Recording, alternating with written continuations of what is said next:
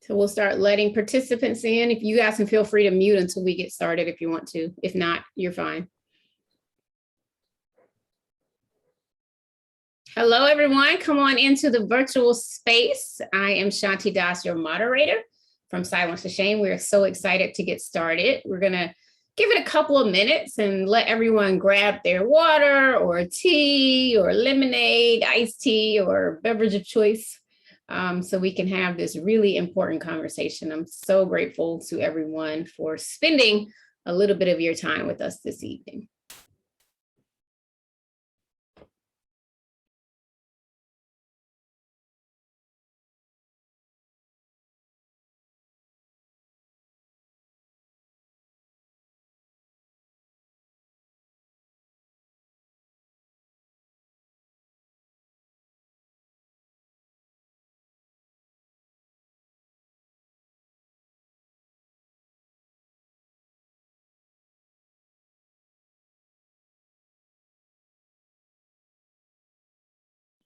Welcome, welcome. If you're just joining, we're giving it a little bit of time to let other registrants come into the virtual space. So grab your water, tea, coffee, and let's get ready to have a wonderful conversation.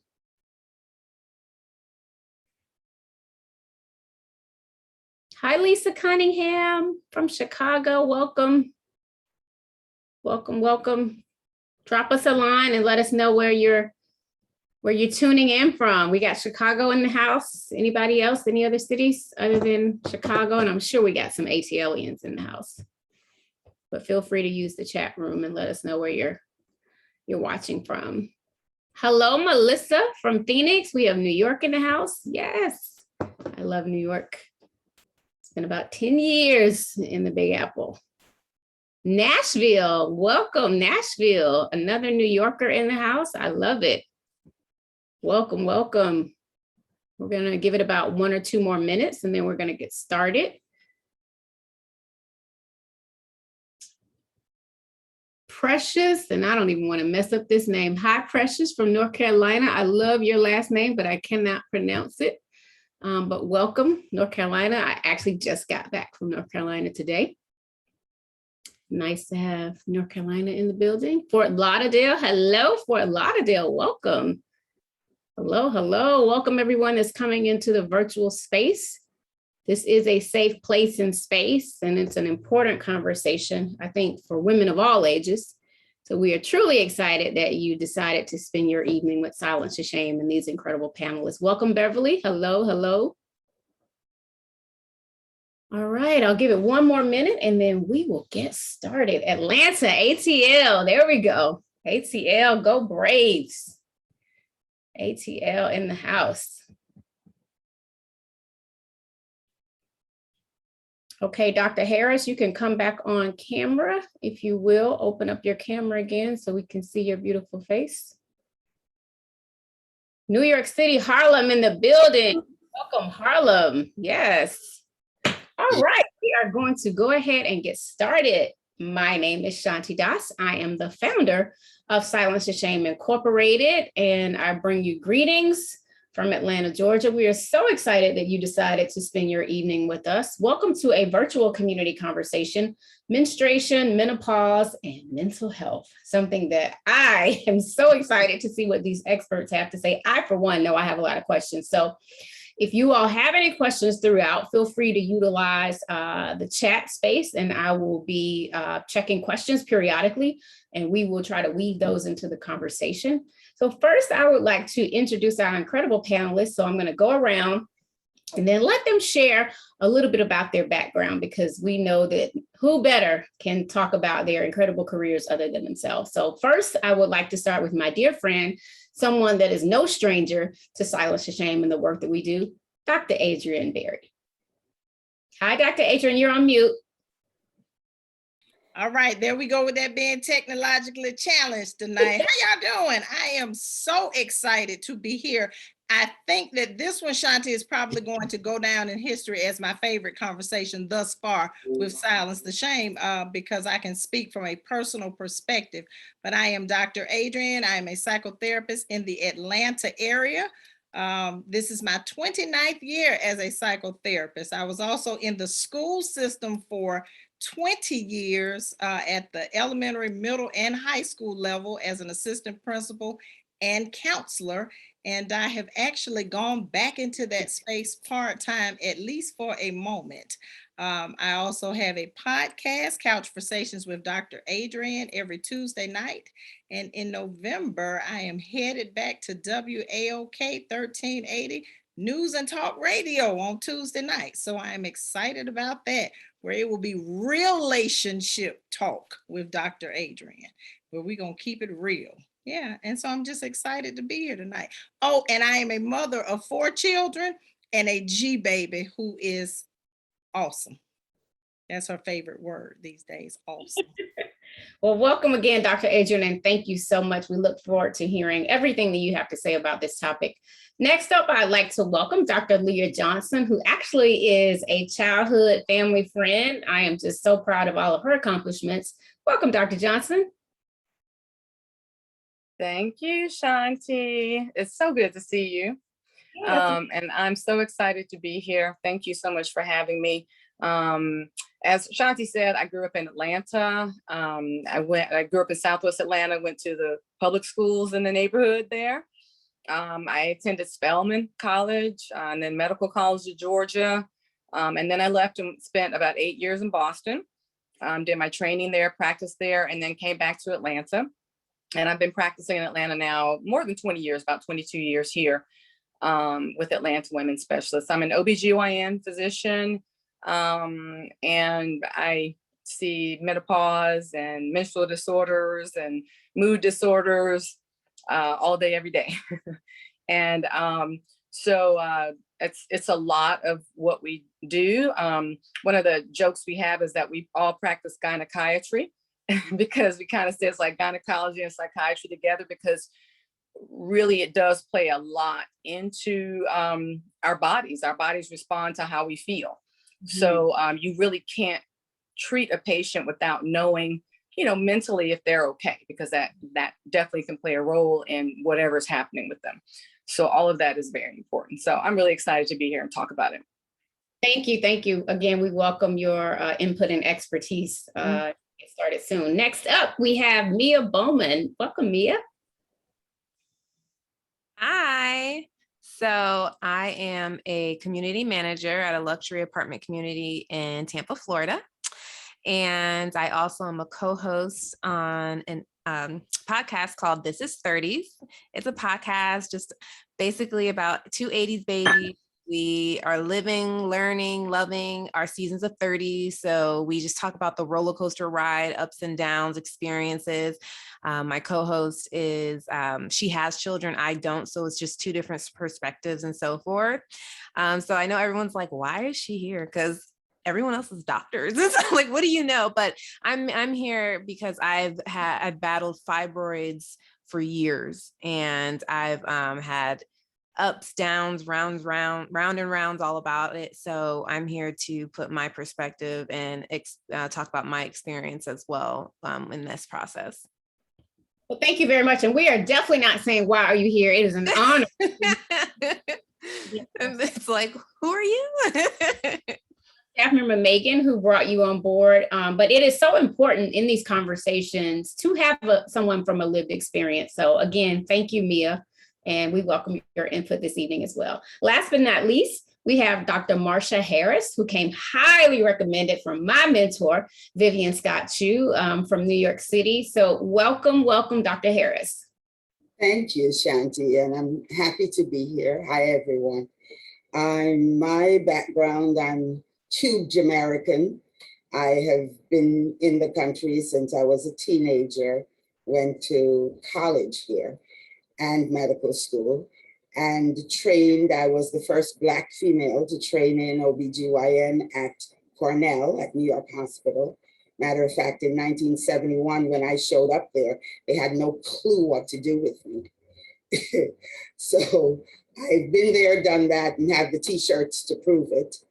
I'm now practicing and what I consider anti-aging and anti-aging medicine and sexual dysfunction, basically, along with bioidentical hormones and actually taking care of the whole patient, because a lot of the people I see don't see any other physician.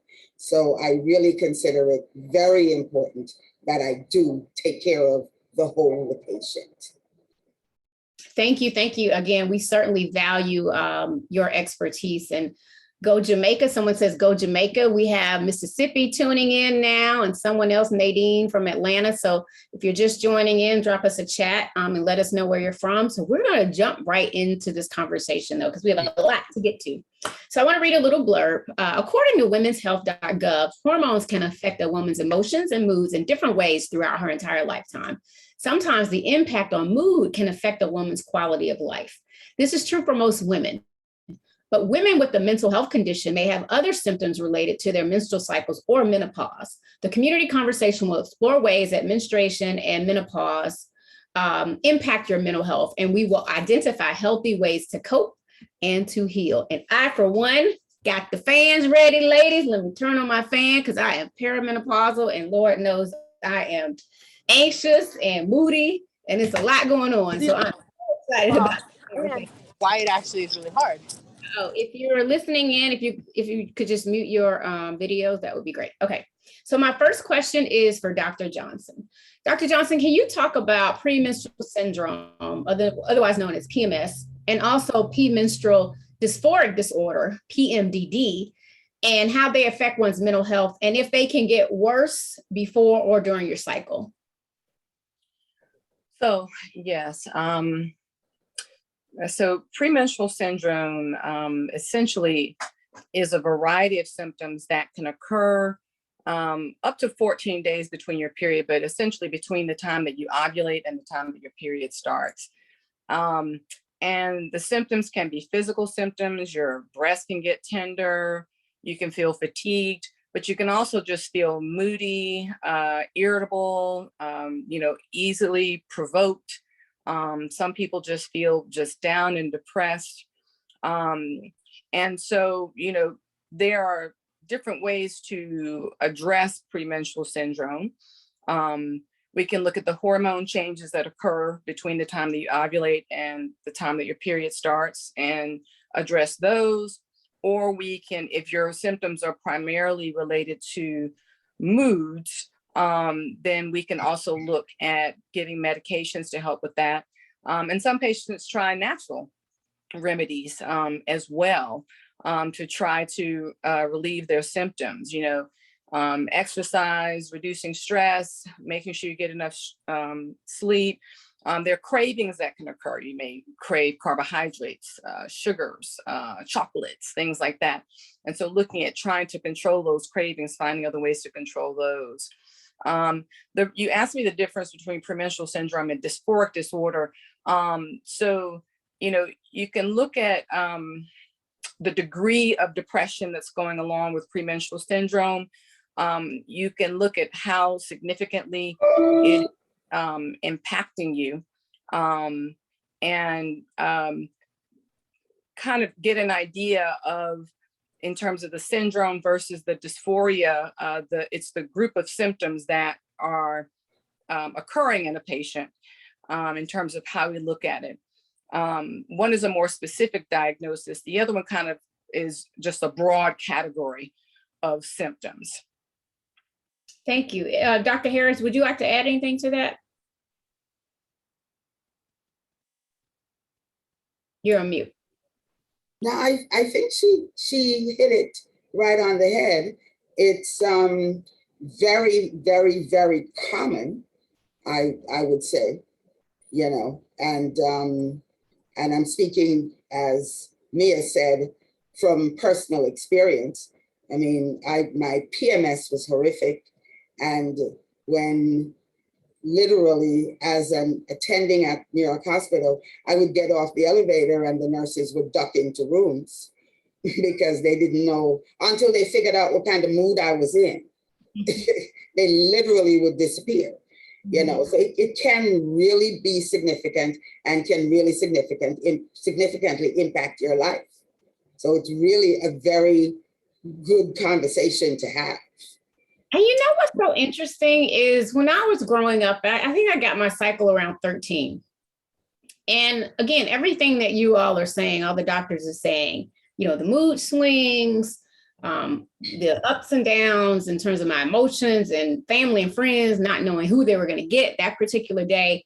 As long as I've been doing, you know, a lot of this work in mental health, these conversations, right, around menopause, I don't think are brought enough to the forefront. And the reason why I even thought of doing this community conversation was one of my best friends, April Nichols, was watching Gabrielle Union, who just released a book. And I think Gabrielle talked a lot about her emotional roller coaster as it relates to dealing with menopause and different things in her life, or not necessarily menopause, I'm sorry, but her menstrual cycle. And I was like, yeah, you know, we need to shine more of a light on that. And so it is super important. So I want to go to you next, Dr. Adrian, because I know you and I have kind of shared conversations, and I know you have your own personal experiences that you can certainly share. And then even being as a therapist and psychologist treating, you know, young women and young adults and dealing with these emotions, you know, whether it is from their cycle or other traumatic experiences in their life. But I can only imagine that if you couple traumatic experiences and different things that we as women have to go through on top of having to deal with your cycle, that just makes for a perfect storm, right? When you think about your emotional health and wellness. So Dr. Adrian, can you talk to us a little bit about your personal experiences and what did you do, or what do you continue to do to kind of keep your emotions under control? So in 2012 is where this story unfolded for me. 2012 was a very tumultuous year. And so I had turned 45, but in that year we experienced an unlawful foreclosure. I had two sons that were commuting daily about 3 hours a day to get to middle school. I had one that was graduating from Morehouse. I had one still in Spelman. We ended up losing our house. I purchased an office building. The son graduated from Morehouse on a Sunday. We were evicted on a Wednesday. And I had asked God, I said, if you just let me get this boy out of Morehouse, I can lose this house. And literally, he gave me exactly what I asked him for.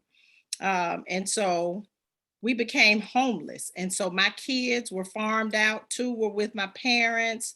You know, I was kind of in between Tuskegee and Atlanta so that I could still maintain my practice. And it was just a lot going on. And so I realized that, you know, I was doing a lot of crying. And so they weren't just sad tears. I could see a hummingbird and I was boohoo crying. So I started carrying my makeup around because I didn't know when the tears were going to come. I had insomnia. And so I was up every night around between 2 and 3. And so I would just get up and journal. And I said, okay, God, you got a purpose for me being up. You know, then my hair was shedding. And I said, okay, because I color my own hair, I was like, oh, I must have mixed up something wrong. Then I had discovered red wine, had never had red wine, and I discovered it. And so I noticed I was gaining some weight. And so these things were happening in my life throughout 2012. But fast forward to February 2013. For 3 days, I could not get out of my bed. And so I called all my children in because I was exhausted. And it was like nothing I had ever felt. It was a journey to just get to the bathroom and get back to the bed. So I called everybody in. I said, this is it. I think this is it. I don't know what's going to happen from here, but I think this is the end. And they were like, you are so dramatic. And I said, I've never felt like this, so I don't know what this is. But from there, I started researching. And so I Googled exhaustion in women over 45. And it brought me to a site, 34 symptoms of menopause.com. And so the site is no longer there, but you know, I got a printout of these 34 symptoms. And so I started kind of going through them. And the first thing it talked about was perimenopause. Well, I had never been told about perimenopause. And when I realized that it could start in your late 30s and last 15 to 20 years, I thought, this is all of my female clients who come in, they sit down and they say, Dr. Adrienne, I'm not crazy. And I always say, well, that's good to know because I don't do crazy, but it's nice to meet you. But what I was hearing from them, what I was hearing from my friends, what I had experienced myself was that we were in the throes of perimenopause and had no idea. So by the time I discovered the site, I said, hell, I got 20 out of 34 symptoms. What, but I was glad to know that I was not crazy because now I had a name to attach to what I was going through. And so from there, I started doing the research because that particular site at that time, it had herbs. And so, y'all, I'm a naturalist. And so it had different herbs for every symptom that you could take. And so to this day, and Shanti knows this, I still take about 20 herbs a day because it got to the point where I was having the hot flashes and the night sweats. And everything was coming on. And I am proud to say that I have been in full menopause since 2018. And it's a great space because one of the issues that I often hear talked about from my female clients and my male clients about their wives or their girlfriends is the libido part. Y'all, when you get the right herbs, that's not an issue. Trust me, it's not an issue. So there are different things out there that, you can do that will help because we can't get our estrogen back, but we can certainly maintain it where it is by taking some of these herbal supplements. So yeah, I take about 20 a day and I try not to miss them. Yeah. Thank you for that, Dr. Adrienne. And obviously, we always tell people that always consult with your doctor. Absolutely. Before you decide to make any changes to your daily regimen. But all great advice, and hopefully, some of what we learned tonight will help a lot of people that are watching, a lot of ladies that are listening in now. Next, I'd like to go to you, Dr. Harris, and would love for you to share, if you could unmute, and tell us a little bit about your journey. And then I'll ask you what led you to proactive medicine versus reactive and your holistic approach. But I'd love to hear a little bit about your journey as well. Well, as I said, my PMS was horrific. I mean, really, really bad. I mean, I remember once my son at like 6 years old, he came back from walking and brought in this bunch of, little yellow flowers, I don't know what you call them, off the lawns. And he says, Mommy, look what I brought you. And I went, what do you want? And his eyes bugged out and he backed out of the room. He didn't turn around till he got to the door. And my then husband said, I wish your period would just come. And I went, wait a minute, you're right. Because I literally never thought about it in reference to myself, But for 2 months of 2 weeks of the month, I would be the sweetest, nicest person. And then for the next 2 weeks, don't come near me. Don't ask me a question. Don't touch me. Forget it. And it never occurred to me that that's what was happening because I was just so busy, always busy taking care of everybody else, And my menopause was just as bad, if not worse. And as a matter of fact, it was worse because what happened, and this was 23 years ago, I was presenting at a conference in Atlanta and I woke up one morning with a blood pressure of 250 over 150 and went down the tunnel. There is a tunnel with a light at the end, went down the tunnel a couple of times, okay? I ended up in a coma for 36 hours and then hospitalized for about 10 days after that. And I remember coming back to New York and saying, you know what we do as allopathically trained physicians leave a lot to be desired. Because what we do a lot of times is put Band-Aids on open sores, or we fix symptoms, not the root cause. And that literally not just changed my life, but changed the direction of my practice. At that point, I had already practiced, delivered babies for like 25 years and had a huge practice on Manhattan's East Side, you know. But I was not taking care of me. And that literally changed the trajectory. When I came back from Atlanta at that time, I, first of all, kicked out the husband. I'm sorry, love man to death, but he was the major cause of my stress.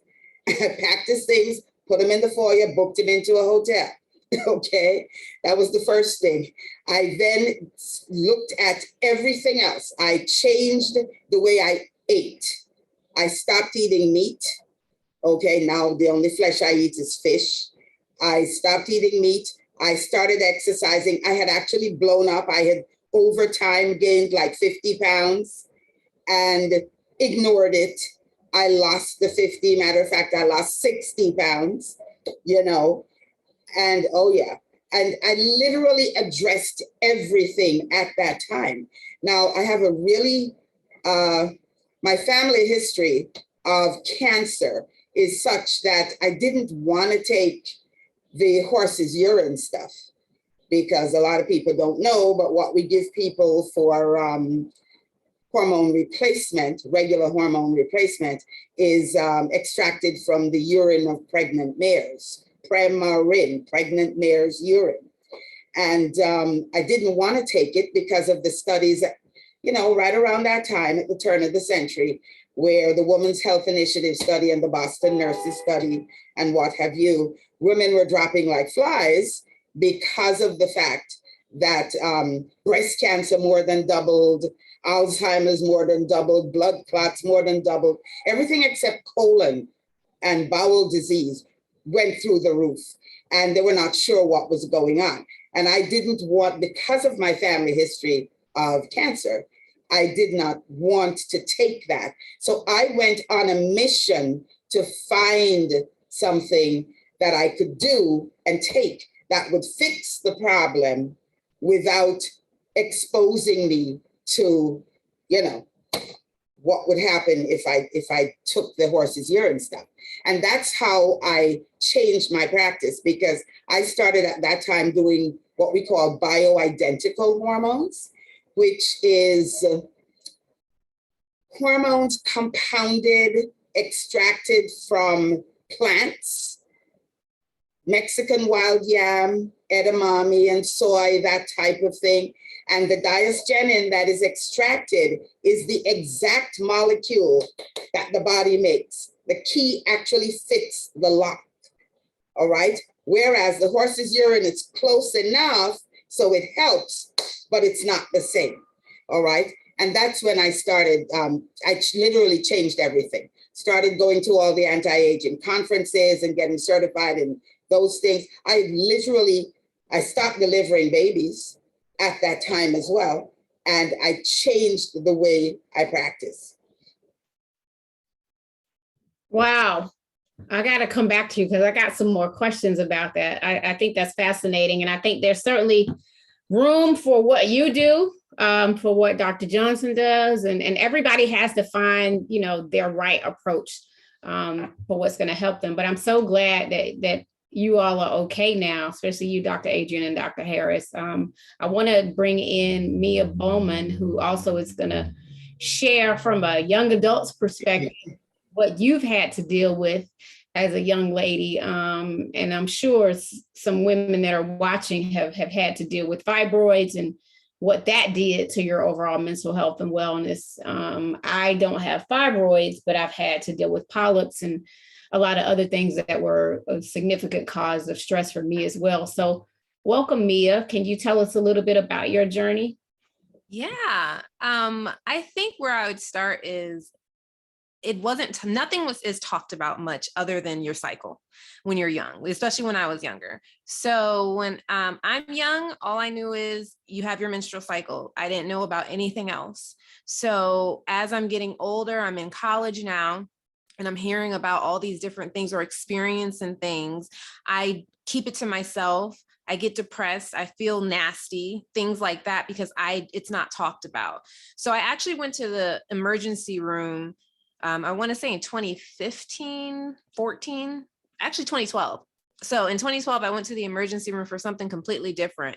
And when they did a scan, they actually came out and was like, you need to go to your gynecologist immediately, because I had 4 huge, larger than grapefruit sized fibroids inside of me. So I went, they scheduled me for surgery. They went in laparoscopically and took them out. One was degenerative. So once they touched it, it just mushed. So he was like, you're good to go. No problems. But that didn't stop. I still had horrible periods for a bit, but I, again, didn't know anything about fibroids. No one really talked about it. No one said anything. He just cut them out of me, and I thought I was going to be great and good to go. Not too long, as I got older though, and years passed, I started realizing like, this is something that women experience. The fibroids do affect you. They can affect your reproductive system. You may not be able to have a child. Your periods are affected from it. And I do remember in 2017, I was laying down in bed and I noticed there was a lump protruding towards my like stomach. And I'm like, what is this? And I thought, well, maybe I have to go to the bathroom, but it wouldn't go away. So I immediately became scared, depressed, sad. Like I didn't want to go to the doctor to figure out what was wrong with me, because I didn't want them to tell me that it was fibroids again, because I didn't know they could grow back. I didn't know anything about, I didn't know. I thought we were done with this. And then once we went to the doctor, and the initial scan, oh, you only have 4. Then I didn't trust them. I went to get another scan. I had 10. And then I scheduled surgery, and I had to go through surgery through a reproductive doctor because everyone else wanted to give me a hysterectomy. But a nurse practitioner actually said that she didn't want me to get a hysterectomy because I hadn't had children yet. And I've been waiting. I've been doing I thought I was doing it right. You wait for marriage and, go to college, live your life, like wait for kids. But at times I go through moments where I get depressed thinking that I did it wrong, because if I wouldn't have waited, maybe I wouldn't be where I am now, where I may never have a child. The nurse practitioner sent me to her friend who was a reproductive specialist here in Tampa. And she said, you know what, I think I know I can do this. In fact, I did a surgery like this not that long ago. And she told me like Black women are so prone to fibroids. But then I asked why. She didn't know. Like no one knows. Well, how do I get rid of them? I don't know. And you do research, and everyone has the secret key of how to get rid of them, what to eat, what to drink, what tea to do, what pills to take, but no one truly knows how to get rid of them and keep them from growing back. When she did the surgery, my surgery ended up lasting about an hour long or so longer, because there were actually 22 in me, and one was the size of a 5-month fetus. That's why I saw the lump protruding, because it was actually my uterus was stretched as if I was 5 months pregnant, but instead of outwards, it was going up towards my belly button. So she was able, it was like I had a C-section. I was in the maternity ward of the hospital, but they thought I lost the baby. So every nurse would come in like, hi. And I'm like, what? Like, no, and so that was a lot, but she did tell me like, I am not positive that you will be able to have children, because every time I did have the fibroids, they couldn't find my ovaries, or they didn't know it. They would hope that they're good because the fibroids were squishing them so much. My periods were horrible because my uterus couldn't contract fully to allow the blood to get all out. I know this is getting nasty, y'all, but they couldn't let the blood get all out because, so my periods would last longer. So she prescribed me a lower birth control, lower estrogen birth control to help with my periods. So after that surgery, she was very honest with me though, that she doesn't know.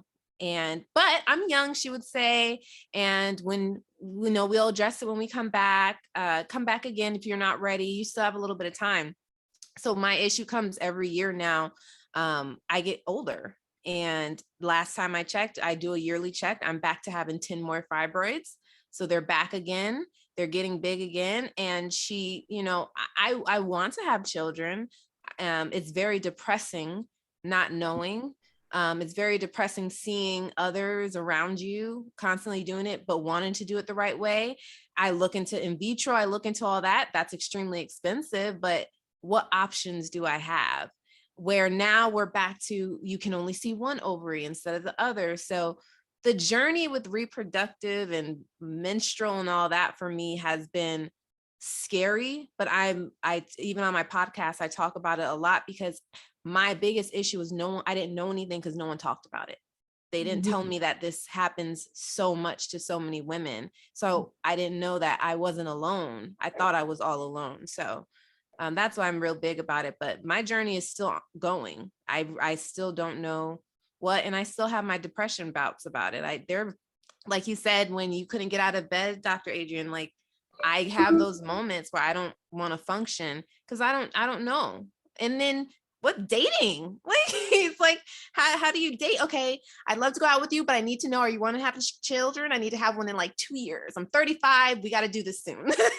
So how do you do that? So that's kind of like where I am now with my journey. Wow, Mia, thank you so much for just sharing so much of your journey, which I know is very personal for you. And I'm sure so many women can relate. Any of you want to respond to that before we go to our next question? Dr. Johnson, you want to say anything? Yeah, Mia, that was incredible, you sharing your journey. I actually specialize in robotic surgery for fibroids and managing fibroids, like large fibroids for patients. So, I agree that the second surgery certainly was an option. Approximately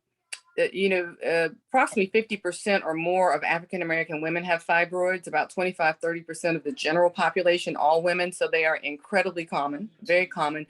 Research shows that there are different mutations of fibroids. So I have some patients where I remove the fibroids and in 10 years, none have grown back.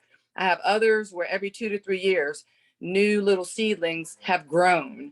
And so it sounds like you have one of the more aggressive mutations of fibroids. And that's why these little seedlings that are there that can't be removed at surgery, they can't be seen, are growing back so robustly. So there are some therapies, and we can talk offline about it, but there are some therapies to suppress those seedlings and try to keep them from growing and to buy you time. The other thing you can do, men have been freezing sperm forever. Now women can freeze their eggs. So you can freeze your eggs and you will always have eggs that are 35 years old. You said you're 35 years old. So even if you decide you don't want to get pregnant till you're 40 or whatever, you've got eggs banked that are 35 years old. So you can do egg freezing. So that's another, we just need to have these options. So, you do have options. Yeah, it's definitely something that I've been thinking about because she also told me about that. But it's nice to hear your statistics because for me, it was just like, oh, you're a fibroid making machine. Like that's all I was. And I'm like, it didn't make me feel good. It made me cry. And, in fact, to hear that, because it is a sensitive subject for me. So I know the nurses and doctors kind of laugh and joke about it, but it's not funny for me. It's scary. So yeah, definitely would love to talk offline. Mia, if I may add, I was going to suggest freezing your eggs, but don't think about it. Go do it. Okay, for real. I mean, even if you never use them, at least please give yourself that option. Keep it open.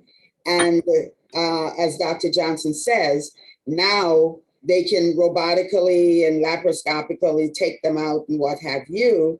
I mean, in my day, we literally had to cut the uterus open and literally manually extract them. I mean, I've taken 52 fibroids out of one uterus and was left with like strings where I had to reform a cavity and reform a uterus over the cavity. And that woman got pregnant 4 months later with twins and made it to 34.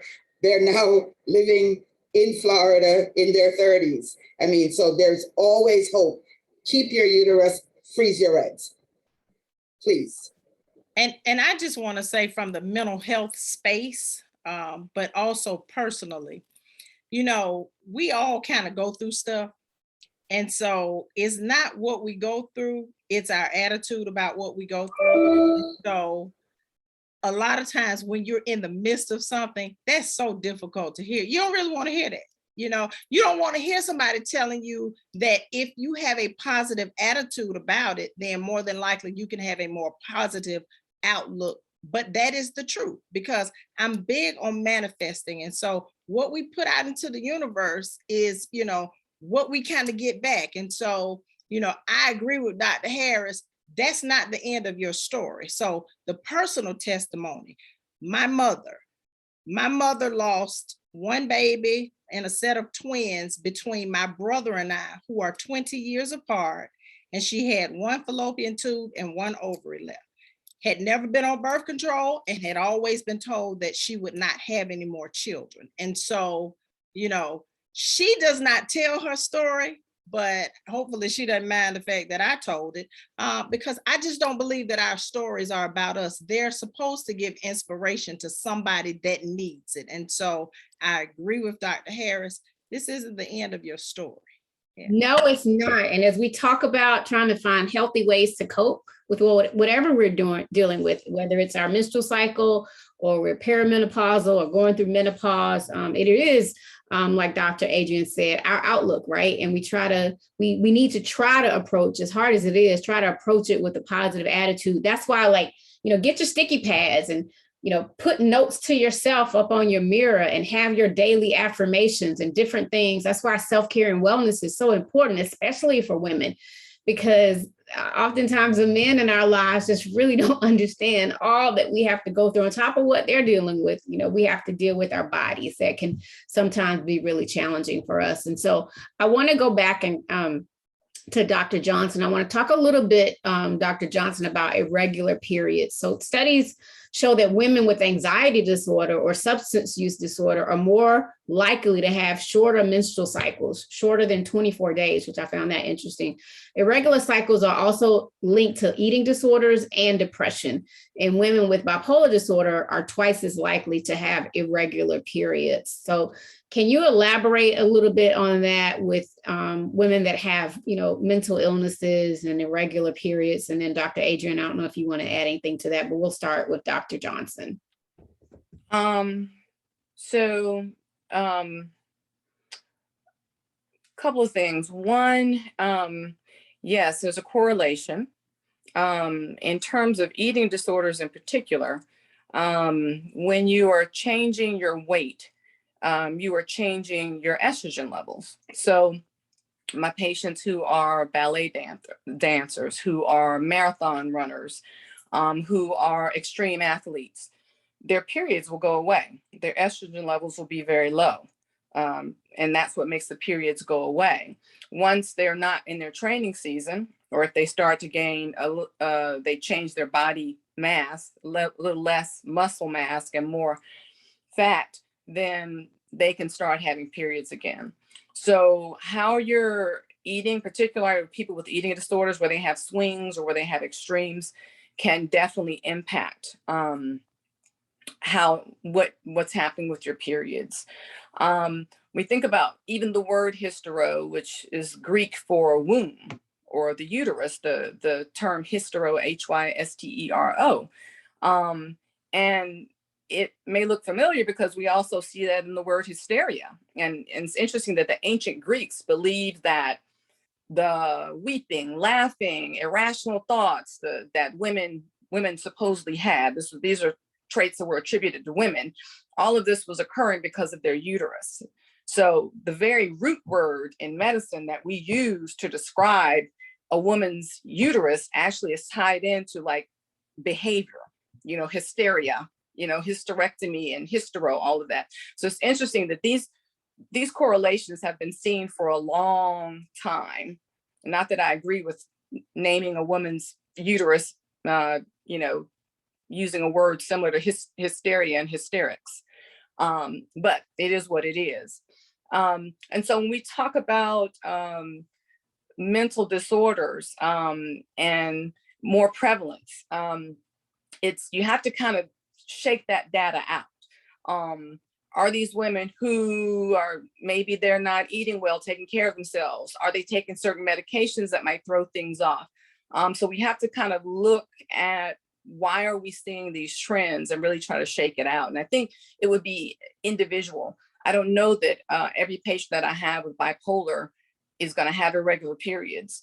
And so, you have to kind of really look at those things differently. If you have a patient with anxiety disorder, if they're more likely to have irregular periods, it may be something behavioral that's happening, that's actually lending itself to throwing off the hormones and contributing to irregularities in the menstrual cycle. And I think the only thing that I would add, Shanti, is that, from the psychology space, first of all, we are all walking balls of hormones. And so, with women, sometimes I feel like we got a bad deal because we have the ones that, other people will look at us and they will want to classify us as being very emotional. And men can be just as emotional, and they have estrogen and testosterone as well. And we got some testosterone in us as well. But when we look at it from the mental wellness space, if you have a chemical imbalance, which a lot of times the diagnosis that we are coming up with is based on some chemical imbalances. And a lot of times I'll get clients that will come and they'll say, well, I was diagnosed with this and I was diagnosed with that. And the first thing I ask them is, did anybody do a blood panel workup on you? And a lot of times, unfortunately, I hear no. A lot of times I am dealing with individuals who are prescribed medication by general practitioners, who look at symptoms and don't dive deep enough to look at the individual, as Dr. Johnson said. And so I think that we all have to be advocates for ourselves. You have to know what it is that you are feeling. You have to know, what your emotions, your feelings, and just your daily wellness feels like in order to be able to communicate that to other people, so that you're not allowing somebody else to tell you, no, you don't have this or you don't have that. I remember in that season of 2013 going to a Black female OBGYN in Atlanta and saying to her, because my OBGYN was a male in Macon, but I couldn't get in with him. And I went in with her, but by the time that I got in to see her, about 4 days after I had started taking all these hormones, I felt brand new. And so I was explaining to her, here are all these hormones I'm taking, and I just wanted her to check my blood levels. She wanted me to stop taking the herbs that I was taking, and I said, no, I'm not willing to do that. And I understood she wanted to see the fluctuation in my blood levels, but I knew how I was feeling. And I knew I had gone from total exhaustion and fatigue to now feeling like myself within like 72 hours. And so I said, I'm going to respectfully decline. I respect who you are as an OBGYN, but I think that we have to all expand our training. So depending on when you were trained, and if you're old school, you got to go back and you got to do some new research. So like Dr. Harris said, she went in a totally different direction. And I just think that that's amazing, because if you've got a male OBGYN, he has probably been taught about menopause. That's the end of our cycle. Has nothing to do with all these other years of these hormonal fluctuations that we go through that cause a lot of anxiety and emotions and depression. And I think a lot of times, because when you come to the couch, what you are experiencing, a lot of times it's getting misdiagnosed as something else, when in fact you are perimenopausal. And it's just the loss of our estrogen that's causing some of these things that you're going through. Dr. Harris, did you want to add? I see you nodding. Yes, I really would. And I agree with Dr. Adrian, because they don't teach us that stuff in medical school. I was in medical school 50 years ago, so I don't know. I'm assuming it hasn't changed, because when I started doing what I'm doing 23 years ago, everybody thought I'd lost my natural mind. They really thought I had flipped out. I was crazy. What is she doing now? But it really, the key to our lives, actually, two things: cycles and balance. And both of them are very well demonstrated here in this conversation. And as women, cycles and balance, okay? And if your hormones are not balanced, you are going to have everything we've been talking about here. All right. So cycles and balance, always remember that. And can I add one other thing? Go ahead. I was just gonna say, and I think it was Dr. Adrian, I think that was saying this. So, when we talk about life expectancy, when people say menopause is the end, when we talk about like in 1900, where the life expectancy was anywhere from 46 to 48 years old. So when you entered menopause, you literally were towards the end of your life. Yeah. And so all of the research and information we're getting about living in the menopause years, you go through menopause and then you're going to live, the life expectancy now is, I think in the US is the late 70s. You may live to be 99 or later than that. So if you go through menopause at 48, 50, you've got another 40, 50 years of this new chapter, this new phase. And I think in the early 1900s, that just wasn't the case. So now we're getting so much more information, recommendations. We're looking at different ways to manage it. What do you do for herbals? But again, we have to look at our bodies. We're healthier. Our environments, in many cases, medications for heart disease, for hypertension, for diabetes, we're living a lot longer. So we really are needing to take a critical look at menopause, because menopause could be, the menopause years for you could be a very large part of the number of years that you live. And so you do need to look at herbals. You do need to look at lifestyle changes. You do need to look, because it is not the end, at least not in the year 2021. It is actually just another chapter. You're turning a page and it's another chapter. So it is really important to look at it that way and to realize that as life expectancy goes on, that we really do need to figure out how we can be healthy, how we can be comfortable and not uncomfortable and having a lot of symptoms, bone loss, cognitive decline. There are a lot of things that can happen with menopause that we do have to address, because we are expected to live beyond our 40s now. So we really do have to address these changes. Thank you. Thank you, Dr. Johnson. That is so important, because like you said, this research came out years ago, and things have changed, right? And we're evolving. And here's my fan telling you about this flash right now. Lord, I am so ready to find my herbs and figure out what else I need to do, because I just turned 50 this year, and I hope I can live to be 90, 91 like my grandmother did. And so this conversation is so important. I've gotten some great feedback, even just in the Q&A section about how the ladies are really enjoying this conversation. So hi, Jocelyn. Oh, my friend Jocelyn's here. Yes, she has the same fan. I love that the ladies are enjoying what we're talking about. This is super important. If you do have any questions for our experts, I would love for you to just type your question either in the chat section or utilizing the Q&A box. So until we get some questions, I'm going to read a little blurb, another blurb from womenshealth.gov. It says women with mental health conditions may experience more symptoms of menopause or go through perimenopause differently than women who do not have mental health conditions. Women with depression are more likely to go through perimenopause earlier than other women. Studies show that women with depression have lower levels of estrogen. Bipolar disorder symptoms may get worse during premenopause. Insomnia affects up to half of women going through menopause, and insomnia can be more common in women with anxiety or depression. Lastly, menopause can cause a relapse of obsessive compulsive disorder, OCD. Wow, that is really interesting, because I have to turn my salt and everything else the label has to be facing, and that's just a little bit of it. Interesting, or change in symptoms. So again, as I said, I'm perimenopausal, and I see a lot of this happening.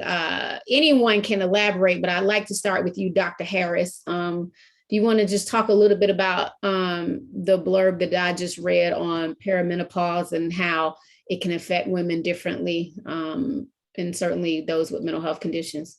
Oh, absolutely. Well, our hormones, because of the fact that every single cell in the body has hormone receptors, when our hormones start declining, every cell can be affected. So by the time we actually go through menopause, believe it or not, up to 400 different functions in the body can be affected. As Dr. Johnson said, I mean, it has something to do with our heart and our blood vessels, our brain, cognitive decline, and our bone, osteoporosis. And it literally can affect every single thing, including our brains. So it really is important. And again, as Dr. Johnson said, I really want to reiterate, the average age of death was 48, 49, 50, and it's now for a woman, average 84 for a woman and 79 for a man. So we are living a significant portion of our lives after we have actually gone through this process. And it really makes a difference. So what happens, I have what I call my crash and burn line, because as you start declining, everything gets affected. But if you do what you need to do in terms of whether it's lifestyle change, herbal stuff, bioidentical hormones, whatever you're going to do, until you get to that crash and burn line, you can still effectively treat and even sometimes fix. Once you get to that crash and burn line, that's it. Okay. And it's the difference between a 75 or an 80-year-old who is walking around pushing a stroller and has had 2 knee replacements and 2 hip replacements and can barely move and what have you. And somebody, I mean, people look at me and I love telling them I've been out of medical school for 46 years because they look at me and go, huh? You know, and I say, yeah, I've been out of medical school 46 years. Do the math. You know, I had somebody recently, one of my colleagues' husbands came to look at something and he said, when are you all going to slow down? Don't you all know you're getting old? And I said, age is just a number. Forget it. We really, really, really have to do, I mean, literally, as they say, 80 is the new, 80 is the new 60 and 70 is the new 50 and that type of thing. It really, really is true. Absolutely. And oh gosh, time is just flying by. Oh, this is such a great, I mean, when I tell you, we are getting so many wonderful comments. Just so many women are enjoying this conversation. Clearly, it's something that we need to do more of, right? And really keep this conversation going. One lady said that her GYN will not do blood work until she misses her period, even though she's told him about her symptoms of possible menopause or premenopause. So she is truly grateful. Carlika, find a new gynecologist. That's what I was gonna say. And it's funny, I've had the same gynecologist since I was 19, but he's getting older. And I really, truly, now that I'm in the second half of my life, kind of to your point, Dr. Harris and Dr. Johnson, I want to get a female GYN who can really understand more of what I'm going through.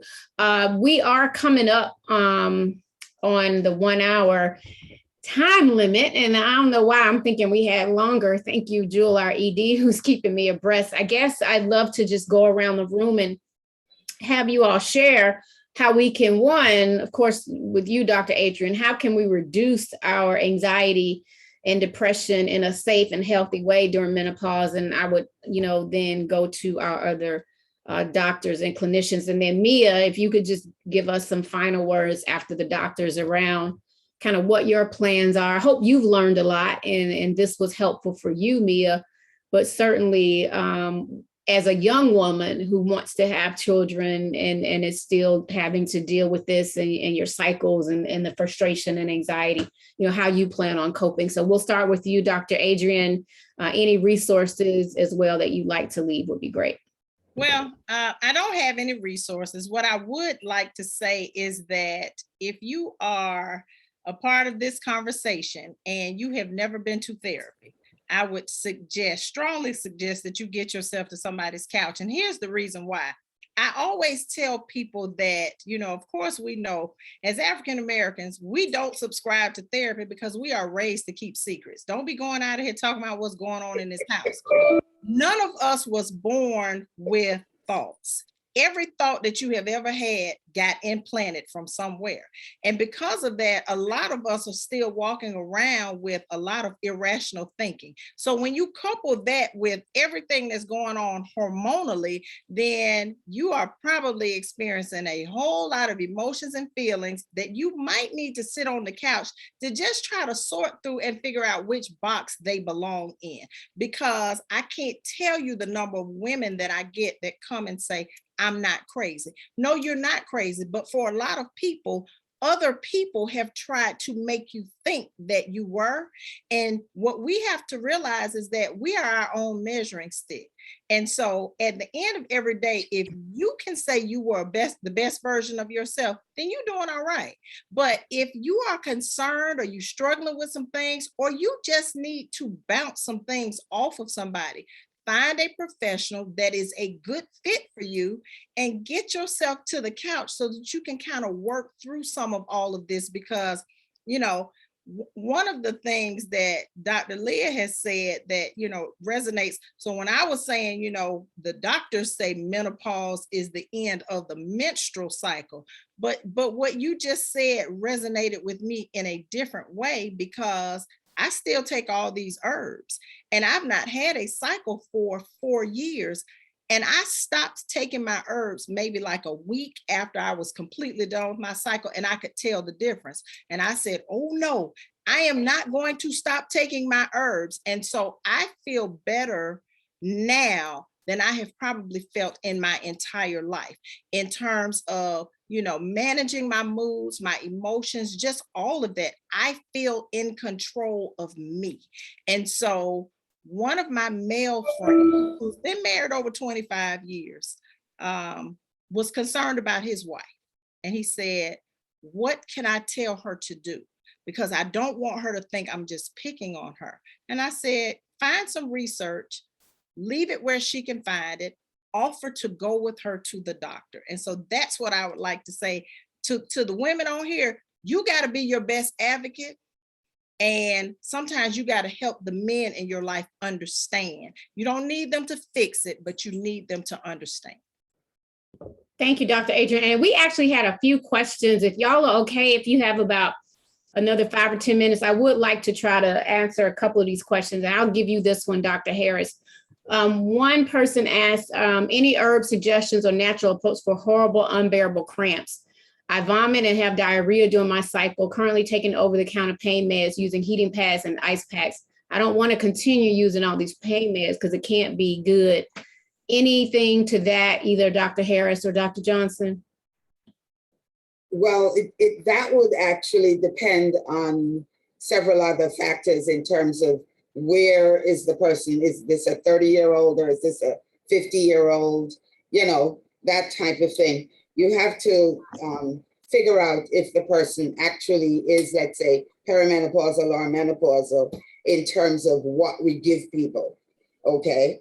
And what the other thing is, what works for one person doesn't necessarily work for somebody else, okay? Because, you hear about various herbal stuff which literally will help one person and not help the other. What I would like to say, though, in terms of perimenopause and menopause, is that you don't have medication deficiency and you don't have Prozac or, deficiency. What you have is a hormone deficiency. So please go and find someone who will check your hormone levels and who will treat you appropriately, both physically and, medically and psychiatrically, psychologically, whatever, as Dr. Adrian saying, put the two together because they really do go together. Yeah. Thank you. I was going to just, I'm sorry, I was just going to say also, particularly for perimenopause, when I draw blood work on patients, I caution them because at perimenopause, your hormones are swinging. So for instance, if I have a patient who's having hot flashes, insomnia, is not feeling well, and I check their hormone levels and their hormone levels are looking normal, I always are on the low end, but not very low. I always say, let's repeat them, because again, your hormones are swinging. So if you know as a patient that you're having these symptoms and you go to a doctor and they do tests and they say, oh yeah, it can't be menopause, your what we call FSH, your follicle stimulating hormone was normal, you may want to ask them to recheck that again another week, another month, because they're swinging and you may get a very different lab result. And so I can't remember who said their doctor's refusing to draw hormone levels on them. And I don't know what exactly the explanation is, but if you're not in menopause, there's a menstrual cycle where the hormones are different at different parts of the cycle.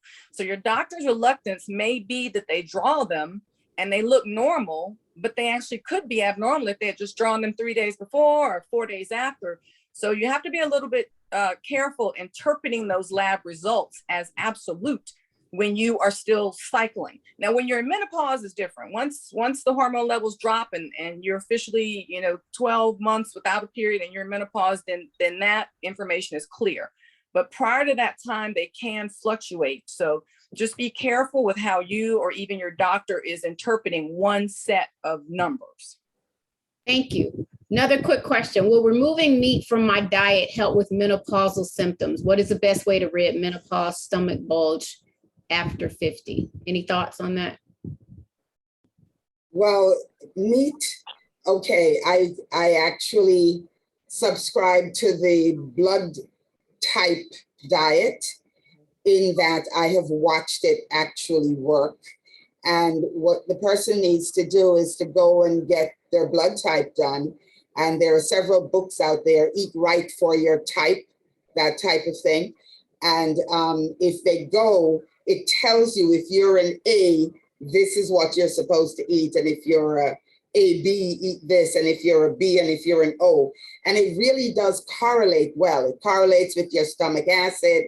It correlates with your body in terms of the way we metabolize food and that type of thing. And it really, really, really does work. Okay. So before I can say to you, stop eating meat, I would have to know what your blood type is. And I'm going to make a suggestion that you buy the book, Eat Right for Your Type. The one I usually give people is by Dr. Peter Diadamo, D''Adamo.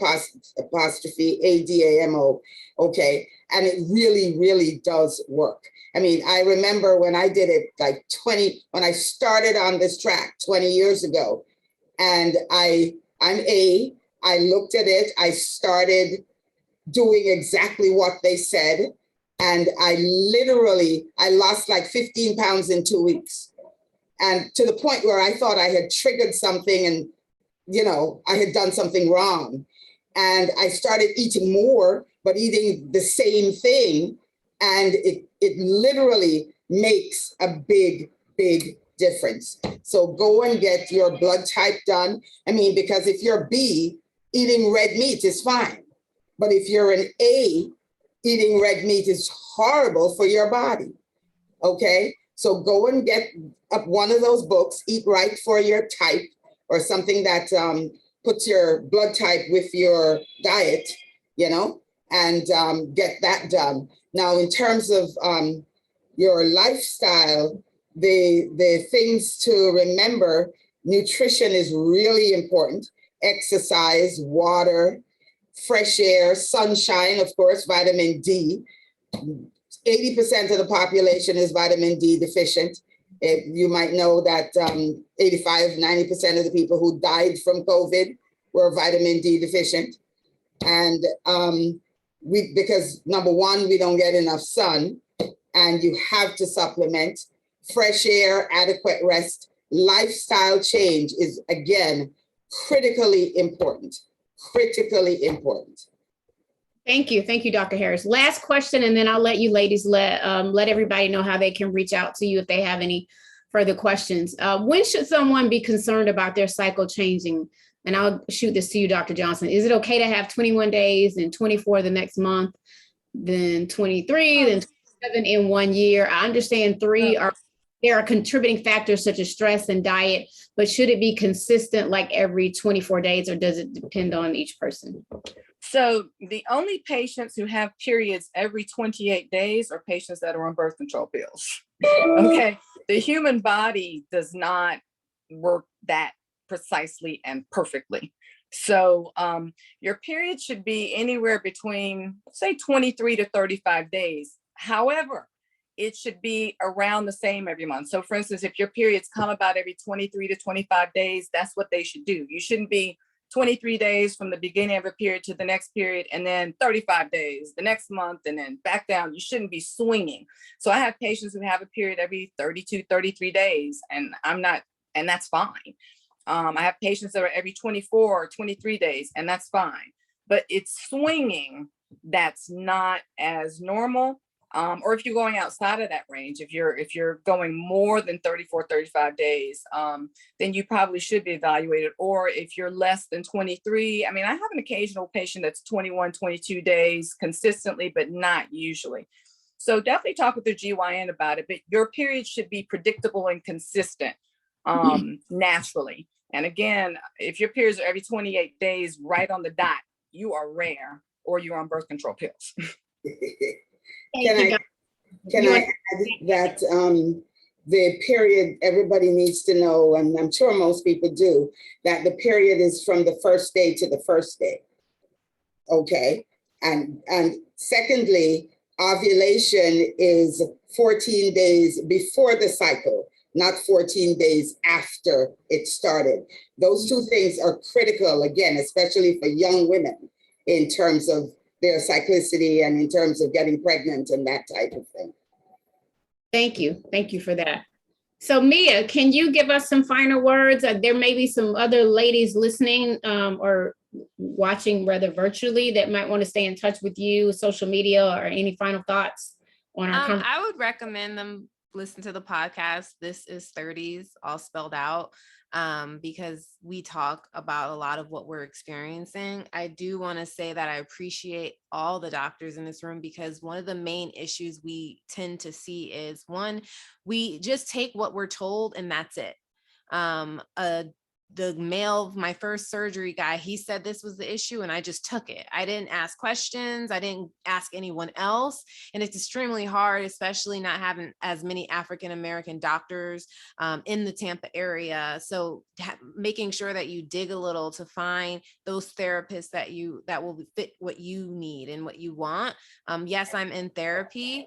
I definitely love how this is called Silence the Shame, because I was shamed for going to therapy. Like the thing of why do you need to talk to someone? Why can't you just figure it out happened? So I would just definitely listen to our podcast. This is 30s, because even though we're young, we love to hear the opinions of everyone else, and you'd be surprised of what we experience, and we finally get to talk about it. So I would definitely do that. And I thank all the doctors, because again, I'm just starting to talk about fibroids and my experience with it. And I love hearing that I'm not the only one, and I love hearing opinions, because I've only literally heard specific doctor who I've dealt with, that's it. That's the only person I've talked to. So when you hear more opinions, it definitely helps. So thank you, ladies, so much. Thank you, Mia. Dr. Johnson, how can we stay in touch with you, and any resources you'd like to mention for the ladies? I'll post my info in the chat. Okay. I'll put it there. But I'm an Atlanta Women's Specialist, awsphysicians.com. So obviously I'm in Atlanta, and things that can help. There's a question about painful periods. Just quickly, ginger root, fennel, those tend to help with menstrual cramps. So just throwing that out there. Are those form, or is that natural? You can do natural. Some people grate ginger root, make a tea with it. Okay. Some people take fresh ginger, put it in their smoothies. Some people slice it, put it under their tongue. Fennel root, it's a licorice taste. It's not necessarily delicious.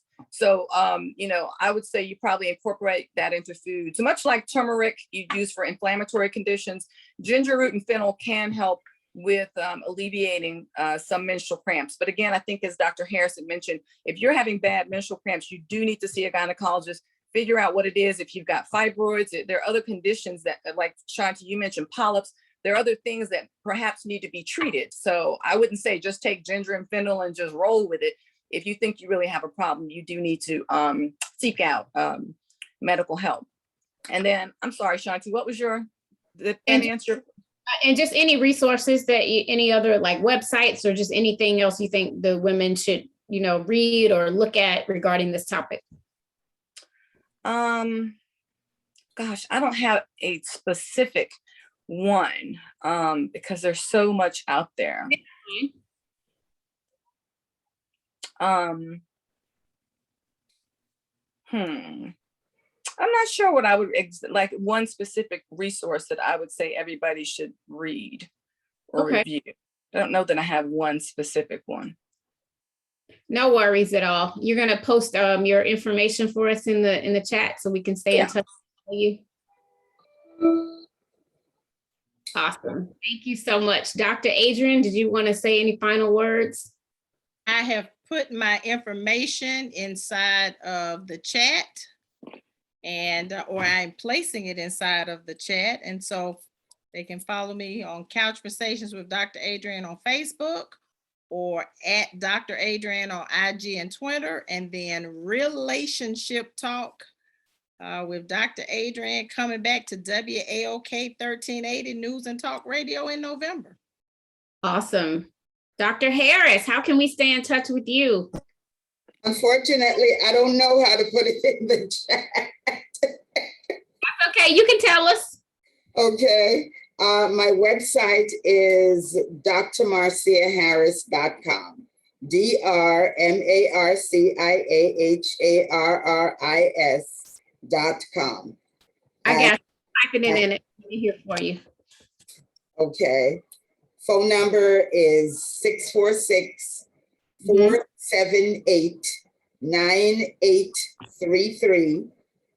And the email is marciaharrismd@gmail.com. How's that? That is amazing, amazing, amazing. Thank you all so much. This has been a virtual community conversation, menstruation, menopause, mental health. Again, I am Shanti Das, the founder of Silence to Shame. A lot of women have been asking. Yes, this was recorded. And it will be shared hopefully by Friday, no later than Monday, on our YouTube page. You can go to YouTube and go under Silence to Shame TV and subscribe to our channel. We also have a lot of other wonderful community conversations there. Also, it was on our Facebook Live page. So that video will be playing back on our Facebook page under Silence TH Shame. And I encourage you to go to the website, silencetoshame.com. We also have a podcast on iTunes, Google Play, SoundCloud, and Spotify. And, we are a 501c organization. So, if you find it in your heart and would love to support our organization, you can make a donation via our website, or you can text the word silence to 707070 and drop us a line at info@silencetoshame.com. Let us know what other community conversations you'd like for us to have.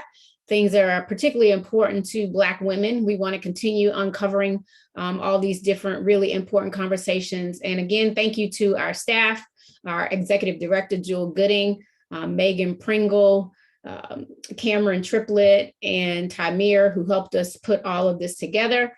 And we just more than anything, ladies, want you to take care of your mind, your body, and your spirit. It really is all connected, right? It is not one or the other. All of the doctors said, we're living longer, whether you're in your teens, 20s, 30s, 40s, 50s, whatever, you're the auntie in the room like me, or you're a young person or the young adult like Mia, or you're the nana in the room. We want to make sure that we as women advocate for ourselves, that we find doctors that we can truly talk to that understand us, and that we find therapists that can help us through all of this that we're going through. So never be embarrassed, never be ashamed. Again, take time, save a life, and silence the shame. Good night, everyone. Night. Thank you. Thank you. Thank Thank you so much. Thank you, panelists. We love you. You all were excellent. See you later. Thank you so See you much. later. Good night.